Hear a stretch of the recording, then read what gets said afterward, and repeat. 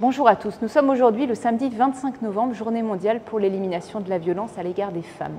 Je me trouve aux Antilles depuis le début de cette semaine et j'ai passé du temps ici avec la préfecture, la police, la gendarmerie qui sont en lien direct avec les victimes et les associations et j'ai rencontré des enquêteurs spécialisés et à l'écoute pour réaliser des procédures judiciaires solides. La mobilisation est là pour faire reculer cette violence inadmissible.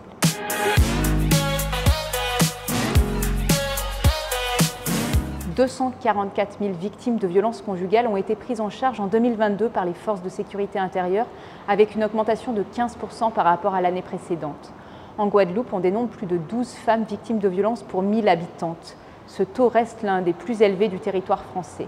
Les violences faites aux femmes sont encore trop souvent tues, qu'elles interviennent dans le huis clos des foyers, au travail ou dans les lieux publics. Elles sont punies par la loi, qu'elles soient physiques, on le sait, mais aussi psychologiques ou sexuelles. Alors comment réagir et à qui s'adresser ?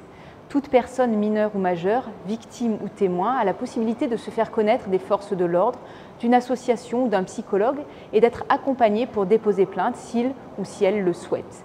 Dès les premiers signes, au moindre doute, vous pouvez à tout moment contacter les policiers ou les gendarmes.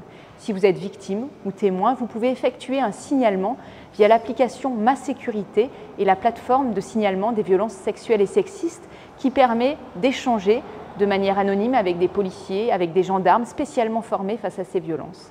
À tout moment, il est possible de quitter rapidement le chat et supprimer, effacer l'historique de discussion automatiquement.